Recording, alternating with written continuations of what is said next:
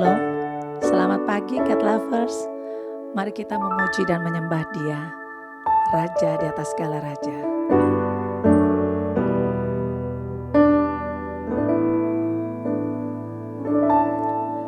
Ketika ku hadapi kehidupan ini, jalan mana yang harus ku pilih? Ku tahu ku tak mampu, ku tahu ku tak sanggup. Hanya Kau Tuhan tempat jawabanku. Aku pun tahu ku tak pernah sendiri, sebab Engkau Allah yang menggendongku. Tanganmu membelaiku, cintamu memuaskanku. Kau mengangkatku ke tempat yang tinggi. Janjimu seperti fajar pagi hari, yang tiada pernah terlambat bersinar. Cintamu seperti sungai yang mengalir, dan ku tahu betapa dalam kasih-Mu. Janjimu seperti fajar pagi hari, dan tiada pernah terlambat bersinar. Cintamu seperti sungai yang mengalir,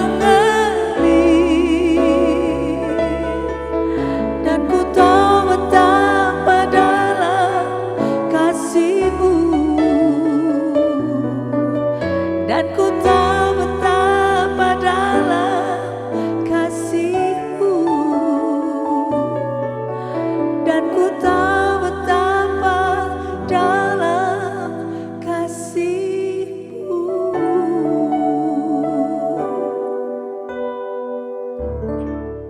Shalom, God's Lovers. Kita bertemu kembali dalam program Word from Heaven. Hari ini kita akan berbicara tema yang sama pentingnya ketaatan kepada Tuhan. Saya mau membaca dari Ayub pasal 1, ayat 1 sampai 5 dan ayat 21 dan 22. Ada seorang laki-laki di tanah Uz bernama Ayub. Orang itu saleh dan jujur. Ia takut akan Allah dan menjauhi kejahatan. Ia mendapat 7 anak laki-laki dan 3 anak perempuan. Ia memiliki 7.000 ekor kambing domba, 3.000 ekor unta, 500 pasang lembu, 500 keledai betina, dan budak-budak dalam jumlah yang sangat besar. Sehingga orang itu adalah orang yang terkaya dari semua orang di sebelah timur. Anak-anaknya yang lelaki biasa mengadakan pesta di rumah mereka masing-masing menurut giliran, dan ketiga saudara perempuan mereka diundang untuk makan dan minum bersama-sama mereka. Setiap kali apabila hari-hari pesta telah berlalu, Ayub memanggil mereka dan menguduskan mereka. Keesokan harinya pagi-pagi bangunlah Ayub lalu mempersembahkan korban bakaran sebanyak jumlah mereka sekalian. Sebab pikirnya, mungkin anak-anakku sudah berbuat dosa dan telah mengutuki Allah di dalam hati. Demikianlah dilakukan Ayub senantiasa. Ayat 21 dan 22, katanya, dengan telanjang aku keluar dari kandungan ibuku, dan telanjang juga aku akan kembali ke dalamnya. Tuhan yang memberi, Tuhan yang mengambil, terpujilah nama Tuhan. Dalam kesemuanya itu, Ayub tidak berbuat dosa dan tidak menuduh Allah berbuat yang kurang patut. Saudara sekalian, kita masih berkisar tema kita, pentingnya ketaatan kepada Tuhan. Saya tahun 75 sudah memimpin KKR dan seminar di Sumatera Selatan, di Palembang, dan sampai ke Prabu Muli. Saya nginap di tempat Pertamina di Prabu Muli, Sumatera Selatan. Tiap-tiap pagi saya sudah putuskan untuk membaca Alkitab. Dan saya mau ambil keputusan membaca dari kitab Ayub. Saya baca Ayub pasal 1 sampai selesai ke ayat 22 tadi.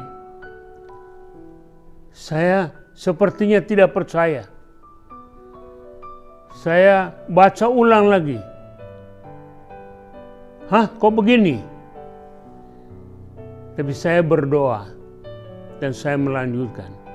Yang menarik ialah Ayub itu orang yang sangat baik pada Tuhan.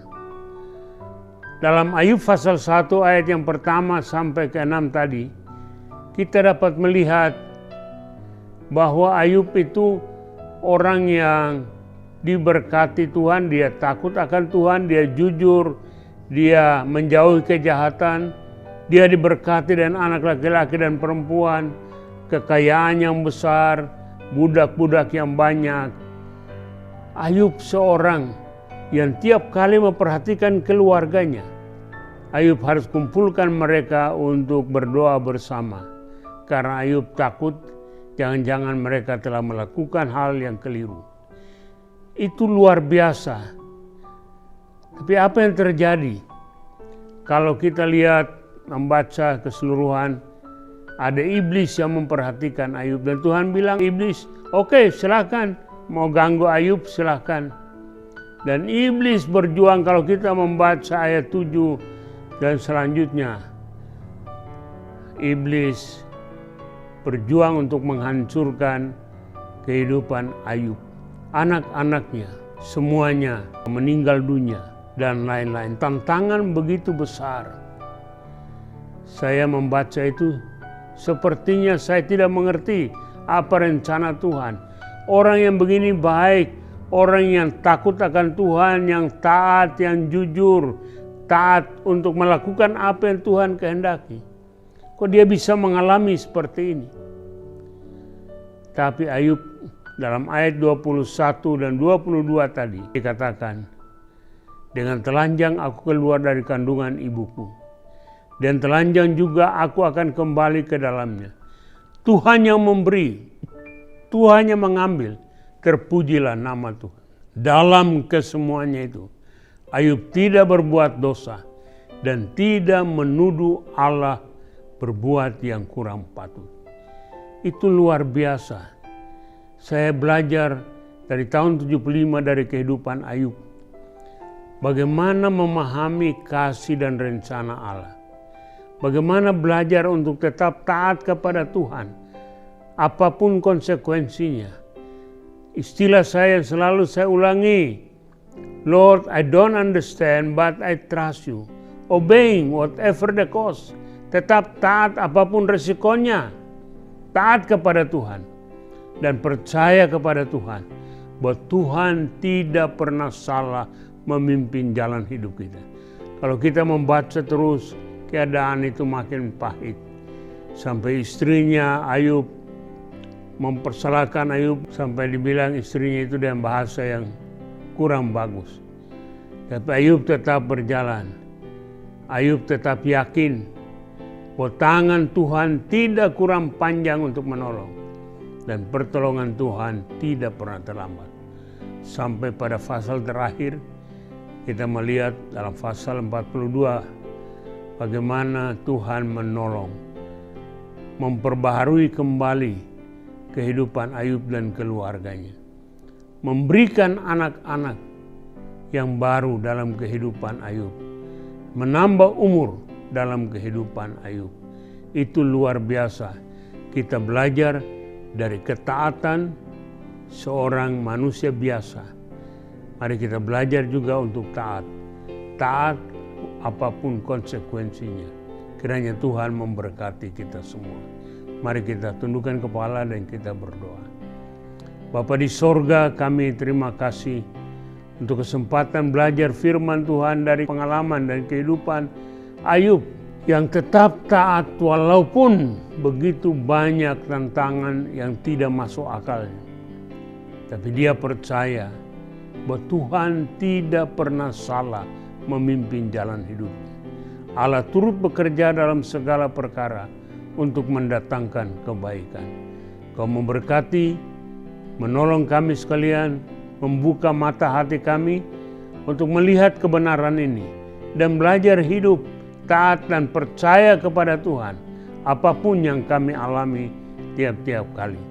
Hidup dalam ketergantungan kepada Tuhan. Tuhan akan menyediakan hari depan yang penuh harapan. Berkati para pemirsa sekalian di seluruh tanah air. Berkati dimanapun kami berada. Berkati semua anak-anak Tuhan untuk berdiri teguh di tengah-tengah tantangan apapun.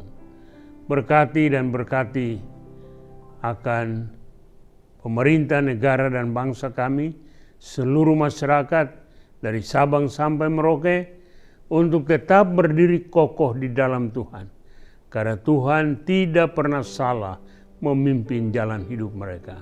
Terpujilah namamu. Dalam nama Tuhan Yesus kami berdoa. Haleluya. Amin. God's lovers diharapkan membagikan renungan ini kepada saudara, kerabat, dan teman. Terima kasih. Tuhan Yesus memberkati kita sekalian.